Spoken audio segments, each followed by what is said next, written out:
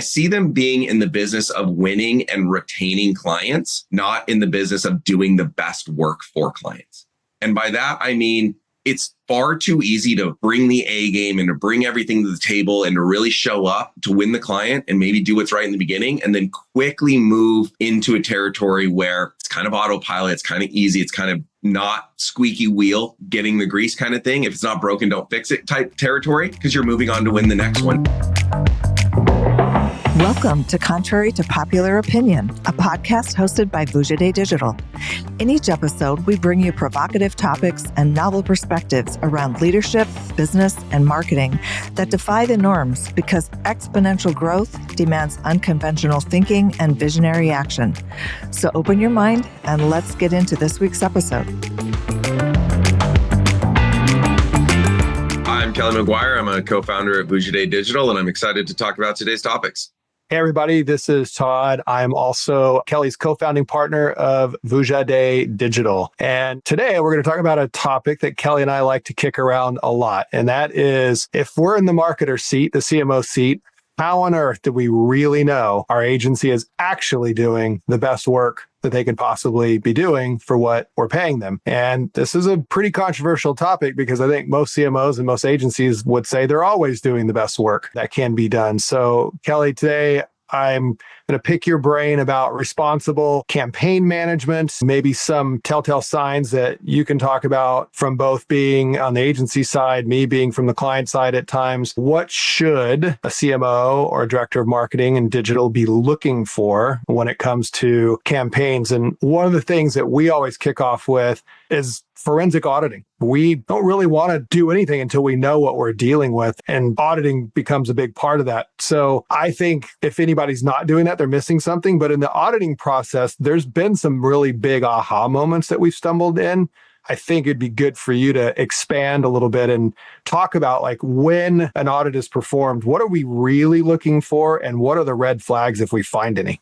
Yeah, I think it's an interesting topic, and we could probably talk a lot longer than what this podcast will be on all of the intricacies of it, but I'll try and focus on a few of the key points. And so starting with the audit process, I think there's a few different ways that we come across things in audits. You know, the first and foremost, and probably the most egregious, is just either a lack of experience or expertise to take things as far as they can go, or a lack of time and care or reasoning or motivation, whatever you want to call it, to go that extra mile and really implement. There's a lot of times a sense of good enough or cookie cutter process or things that are just sort of the way things are done across the board.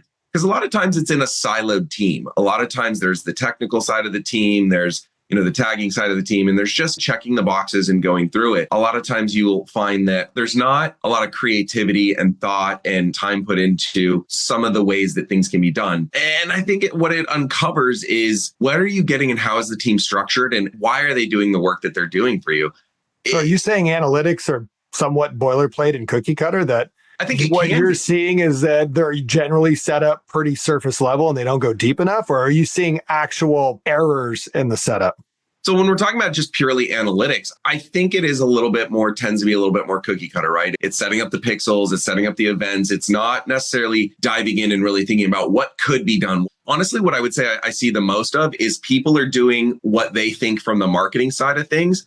I would say I don't see a lot of indication that people are stepping back and putting themselves in the shoes of the customer that we're going to be speaking to and saying, what is their real behavior going to be? What pages are they going to look at? What journey are they going to take? What is their behavior likely going to be? And how do we set up capturing the signals that are produced along that path? If you really think about it and put yourselves in the human element shoes, you can really think about, okay, well, how would someone discover this product and what would their first experience be and how would they maybe come back? And you can kind of uncover things along that path that maybe is unique to each brand or each journey or each product. And it takes that time and that energy and that care. And it generally is going to take someone being involved who's going to be responsible for the media spend. And again, a lot of times, especially big organizations, are very siloed in their structure. There's the analytics team, there's the media team, there's the account team. They're very siloed in that sense, and they have their responsibilities, and they don't necessarily often spend a lot of time thinking about the other side of the fence that they're not necessarily responsible for. It's a little bit more of that conveyor belt, that factory line of each department does their piece and moves it along. But I think a lot of things can be missed opportunistically. Now, that's opportunity missed. There's another side of it, which is genuine mistakes and egregious errors that come up, which can be very interesting. We've come across everything from double counting pixel fires to non-deduplication to misplacing the fire points. There's a lot of things that'll just inflate a lot of data and just be misleading in what it does capture or what it misses capturing. How's the client supposed to know that that's actually happening, right? Like the things that we've stumbled on in forensic auditing is that the client never knew. And it's sometimes masked and they can't even, unless they're an analytics expert, how are they going to know? So if you're a CMO and you believe your agency is tracking everything and you believe the numbers that are being reported to you are amazing as the agency's telling you, how do they really know?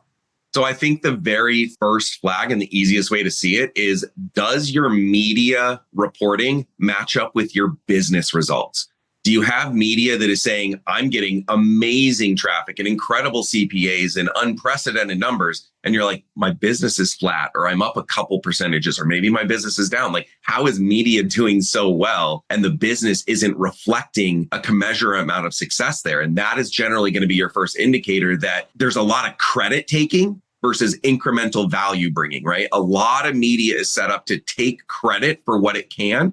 We used to call this cookie bombing with Facebook ads and large scale things where you're just trying to tag everyone you can so that whatever actions happen, you can say, I was in that journey, so it's my credit and it looks really good. So I think that's the first indication is my business reflecting the level of success my media is reporting, or does it feel like there's a disconnect there? And if there's a disconnect, there can be, again, egregious errors that you're going to uncover on that, or that could be not really malicious mistakes, but opportunities to improve where you can look at, am I overbidding on branded terms and taking credit for what would happen anyway? Am I taking credit for traffic that is going to occur anyway? Is there a way to shift dollars into something that will create more incrementality? Am I too concerned about a low CPA? Whereas if I went for more incrementality at a higher CPA, it would actually be better for my business, right? So again, it's shifting that mentality towards the business impact and not the best media results on paper, which oftentimes isn't the right business metrics. If you were a CMO and you had that suspicion, right? You're like, gosh, the agency's telling me all the media numbers are great. I'm looking at sales or revenue or whatever, and I'm not seeing it. What would be a couple of key questions, a couple of just really salient questions or something you'd ask? If you're the CMO, like, what do you ask? We get asked a lot of questions, but you love being in the CMO seat and sort of grilling the agency. What do you ask them? Yeah, it's interesting. We'll see if my answer is relevant here, because I've always joked that I would either make the best or the worst CMO, at least in the agency's perspective, because I would be pretty rough on agencies and what they get away with. Just because, again, knowing how and why things are done, it goes a long way. So my answer to that is honestly a bigger relationship answer that I think is maximizing the value out of your agency requires. And that is having a genuine and real conversation with your team, the people that are responsible for spending your dollars, knowing them and knowing that they know your business. And that, again, you're not a function on a conveyor belt. You're not a nameless, faceless entity that they're checking off hours and time on, but that they understand your business, that they're thinking about your business. And then if you believe that and you can get into that, you can ask a pretty salient question to them, which is, why do you believe the way we're investing these dollars is the best way? Where do you think our dollars is having an influence in a user's journey, whether that's awareness, discovery, education, conversion? Having a true answer to why are we spending the dollars the way that we're spending them, and why do we think that they're better this way than where they could be? And evaluating the answer you get back. Are you getting a thoughtful, mindful response that has thought about the uniqueness of your business? Or are you getting a canned approach of, we're capturing this search volume and we're competing in these bids and we're checking these boxes? If you get a very canned cookie cutter response, you are being process driven. If you get a, here's what we think about your business and here's where we're trying to make sure we influence the user and here's what we understand about the journey, you will pretty much be able to pick up, are you getting someone who knows your business, or are you getting a paint by numbers service that is just checking those boxes? I'll play devil's advocate. I think most agencies are always going to say they're doing all that, and they're going to try and talk the talk. So again, becomes very difficult for the CMO to really know if it's a smoke and mirrors act, or if there's some other culprit at play of maybe why the business isn't seeing outcomes relevant to or commensurate to, as you said, the media sort of performance being hyped. So I think those are all interesting ways to try and figure it out. I wonder if there are more again, maybe this is the right word or isn't the right word, forensic ways of actually knowing, right? Because any agency is going to say, yeah, we're doing a great job and this is what we know about your business. You sell this widget or, your software is this for B2B or whatever it is. They're all going to say they know the business. They're all going to say the persona is this, the customer journey is this, and we're fulfilling that with the media. But as you and I both know, when we get under the hood and audit those things, it generally doesn't speak to that. That's the question. Who's saying that, right? Are you just talking to the account manager whose sole job is to do that? Or are you actually talking to your search director and your social director and your programmatic director and your head of analytics? Are the people responsible for your business showing up and made available and educating? Or again, are you being rotated off where it's a different search person every 6 months or 8 months? It's a different programmatic. Maybe you have consistency with your AM, or maybe you bring in a senior AM that can talk the talk. But are you talking to the people that are actually pulling the levers? And do they understand your business? And are they the ones that are putting it together? But to your answer, in terms of the hard questions asked in the forensic, actual, not subjective components, there are telltale signs. I mean, again, you can look at the level of traffic. You can look at how things are firing. You can look at volumes and match those up. It's channel by channel. I mean, the way that programmatic and search and social and all these channels are going to come through is going to be a little bit different. So you kind of have to go through that checklist and go through that process. It's a little bit of show your work. There's a lot of people that are just trusting that it's being done versus actually going through the process to be explained it, to engage in it. I would say actually that's another good sign is your agency relationship, are they simply order taking, or are they coming to you answering questions you don't even know to ask? Are they coming to you saying, hey, we should do this because it's the right thing to do, or we think that this would be a better way, or you asked us to send traffic to this landing page and do this KPI, but we actually think that it should be something along the lines. Do you ever get pushback from your agency? Do you ever get insight that challenges your expectations, or is it always just, yes, sir, we'll take that, or yes, ma'am, we'll take that? Is it just order taking and pleasing, or is it actually saying, you know what, our team thinks that this is a better best practice, this would lead to a better result, and so we have to go through there? And getting a little bit of that friction and challenge at least indicates that there's some engagement and some thought versus just, hey, as long as we keep our heads down, we're going to keep the business. Yeah, well, that all feeds into a bigger existential question is, do agencies provide the value they're being paid, or are they being paid too little to provide the value? And do you generally just get what you pay for if you're on the client side? We all know that clients have to be tight with their budgets. The CMO is always being challenged to cut costs. Where does that get cut from? It gets cut from the agency, and the agency is still expected to do amazing work, even though you pay them less. Does that feed into the idea that things run on autopilot, right? We know that on the programmatic side with DSPs, now recently even before AI, there was all the algorithmic bid-based rules. Same thing with Google, same thing with Meta. It's not hard for an agency to have a junior media buyer check all the campaign boxes that need to be checked and just let it go, and then check in on it once a week and make sure that it's hitting the CPA or whatever other KPI that's, designed. So the idea, and we've heard this a lot of times, my campaign's on autopilot. How do you know? Again, if you're a CMO, how would you even begin to know that your campaign is on autopilot? Because the agency's never going to say that. They might say they use bid management software, or they're using whatever the AI is with the platform, but they're not going to say, oh yeah, it's just on autopilot. We check it once a week. But we know that's actually what happens because we talk to the people that are working in those agencies and they tell us that's actually how they're running the campaigns. But how does the client know? Yeah, I think that this is an area I have to be careful because I think this is where I might get a little bit more controversial or skewed in my own POV or thought process in it. But a little bit to me is, I won't call it common sense, but I will call it more mindfulness and more reading between the lines and more gauging your experience versus just sort of taking what's in there. Because in my perspective, you've taught me to be careful on my overarching statements. So I will hedge this comment a little bit. Not everyone is a bad actor. Not everyone does it badly. But what I'll say is too much of the industry and too much of the players in the space and the agency space, in my experience and perspective, I see them being in the business of winning and retaining clients, not in the business of doing the best work for clients. And by that, I mean, it's far too easy to bring the A game and to bring everything to the table and to really show up to win the client and maybe do what's right in the beginning and then quickly move into a territory where it's kind of autopilot, it's kind of easy, it's kind of not squeaky wheel, getting the grease kind of thing. If it's not broken, don't fix it type territory, because you're moving on to win the next one. And then when you get wind of maybe I'm going to lose that client, maybe the client is speaking up. All right, now we're going to bring all the A game in and sound good again. So it is a really difficult thing, right? You have to gauge your experience. You can't go off of what you're getting when you're complaining or when you're threatening to leave or when you're being wooed in the first place, right? You have to go through what you're experiencing in the day to day, because you have to also be realistic about your business and what you represent to the agency you work with. I was just at conferences and I was joking earlier about, I won't name any names in this, but there was this conversation around, a bigger agency and how many clients they had. And it was said with this sense of pride. And I get it, but it was well over 150, almost 180 clients along those lines, and all ranging from big to small. And I want to say this agency had thousands and thousands of employees. And I just couldn't help thinking in my head when I'm at this conference, and a lot of the topics are around use of data and scale and things. And it just requires these massive engines of clients where, again, if you're Coca-Cola and you're Starbucks and you're Unilever and all these things, no problem. All these things make perfect sense.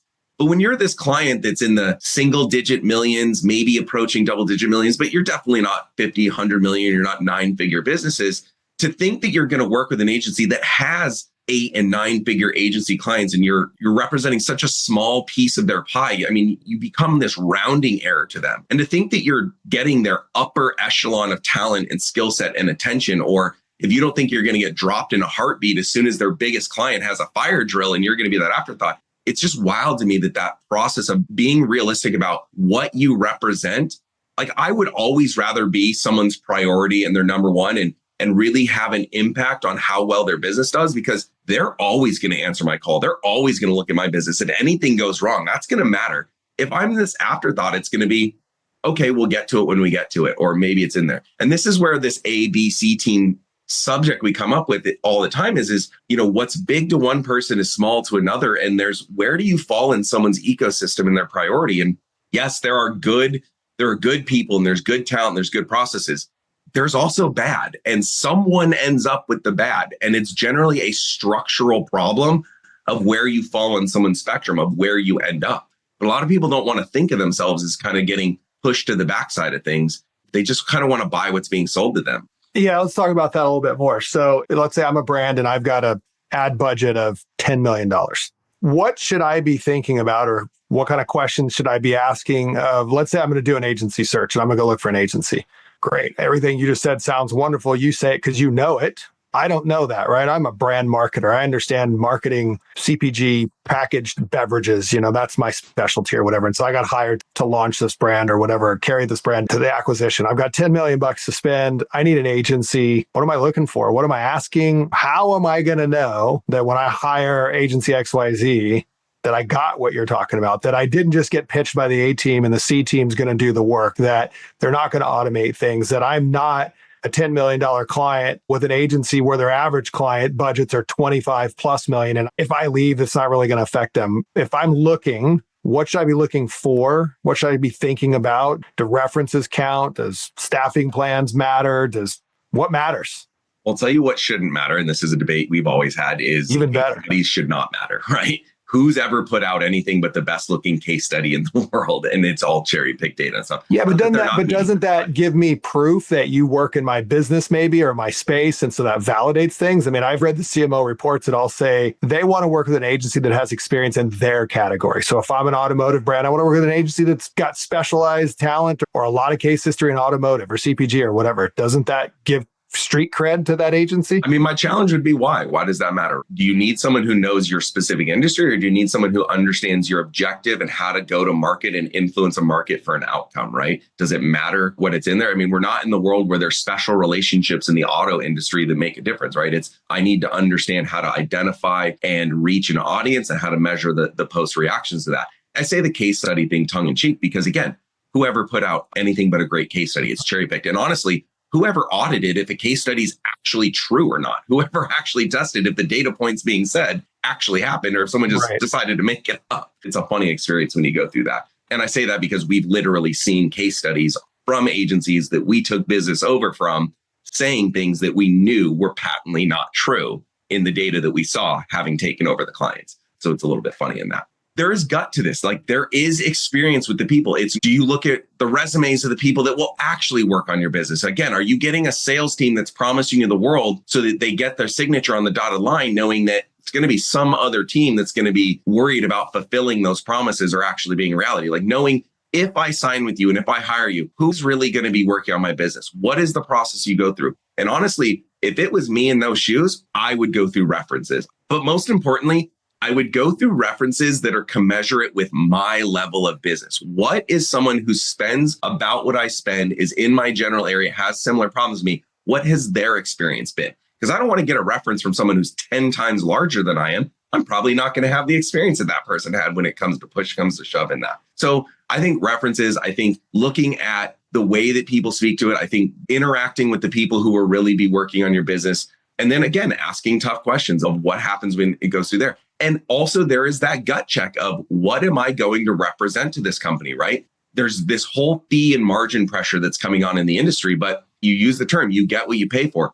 I never quite understand this idea that if I find a way to spend less or pay less for something, I'm somehow going to get more out of it. We don't do that when you go to hire a C-suite executive or a VP or something like that. You're not like, hey, let me get them for half the budget or half their salary, but I'm going to get them to work twice as hard and to care about my business just as much. Like, you're bringing a package to the table. You're enticing them. I want you to come work for me. And agencies, the same thing. They are going to work for you. You are hiring them to go to work for you and to care about your business and to bring their passion and their excitement to the table. Give me a reason to put in the extra hours, to go the extra mile, to think about your business, for you to matter more to me. I would rather pay a little bit more to be someone's priority, to be their bread and butter, than to be their afterthought, to be the pain in their side, being like, you know what? Yeah, we can't figure this out, but we've gone so far out of hours and they're not paying us very much. Like, let's just move on. Like, I'd rather be the person that someone's willing to stay up all night long solving a problem for, because I have worked fairly with them and I'm their bread and butter, versus being like, yeah, I'm 30th or 40th or 50th client in line. Maybe we'll get to it when we get to it. Yeah, I was just at a conference where AI was being talked a lot about with agencies and the tools creating this scale and efficiency and how that's going to allow agencies to reduce costs. The reality of it is we all talked about, no, we just added 3 more tools to the tool belt that allow us to do our job better. But it's more tools, which actually means in a lot of cases, it's more work. It's more time and application, actually having to master the tool and understand how to use the tool so that it will produce outputs that can then be level set or played into, whatever the business outcomes are. It's the programmatic DSP problem all over again. It was sold on the promise of cheaper, faster, better. Yep. And we built our whole company on this concept of, it doesn't need to be cheaper, faster, better. What if it's actually harder to do? You put more into it, but you get better results out of it. So AI, to me, sure, you can offset things, you can lower things if you want to, but you can also just empower your people with the time and the energy. Like you said, it's more tools, it's more time, it's more education, but the outputs can be so much better. It's a robot versus a cyborg, right? A robot is just automating a task and going through. A cyborg is this learning entity that is just enhanced and empowered to be a superhuman to it. And that can be a much better outcome if you use it in the right way. And that's what AI has the capability to do. It's to take great teams and make them unbelievable teams. We've also had the other argument of it can take mediocre teams and get them closer to good teams. But why take that when you can take good teams and make them great teams, or great teams and make them excellent teams? All right. Well, doesn't sound like an easy job if you're a CMO out there to find an agency that's going to do great work, or to figure out if your current agency is doing great work, because there's a lot of under the hood to look. So just in recap, if I'm the CMO, I'm looking for an agency, give me 1, 2, 3 things that you think are the most critical things I need to either think about when looking at my current agency or looking for a new agency. I'm going to start with a couple of basic idioms and repeat them, right? You get what you pay for. It seems too good to be true. It probably is. Be someone's priority, not their afterthought. These are all things that I would start with in my approach to things. Is be realistic about your business and what you represent to who you're hiring. Remember that you're hiring someone to do work for you, and give them every reason to do the best work for you, instead of squeezing them down to the point where they just don't want to work for you, or they want to do as little as possible. Like, understand the position you're putting human beings in that you want to be thinking about you and prioritizing on that behalf. And then make sure that you're asking hard questions, and also make sure that when you're in conversations, you're not just getting cookie cutter data repeated back to you. You're getting thoughtful responses that you can pick up and read between the lines. These people are not just taking an order and fulfilling a service for me. They are thinking about my business. They're bringing me ideas. They're pointing out things I didn't even know to ask. They're suggesting things that would improve before I force them to do so. I'm seeing my team before I threaten to go to another agency. And then all of a sudden I see the best of the best show up. Pay attention to those things. It all matters in what you're actually experiencing and getting. Well, some brands should probably look to hire you as their CMO because, yeah, you're right. I think you'd be an agency's worst nightmare. We've said a lot of good stuff for the marketing community, hopefully to lean into and maybe pull a couple of wise tips out of there from your experience. Thanks. Always good to debate things with you and hear your perspective. And hopefully everybody got something out of that. We'll talk to you soon on our next podcast. Stay tuned. Thanks, everyone. Thanks for listening to Contrary to Popular Opinion, where we challenge you to think independently, push the limits, and take uncommon action so you can achieve game-changing results in your business and your life. To stay up to date with our latest episodes, be sure to click the follow or subscribe button now. Thanks again for listening. See you next time.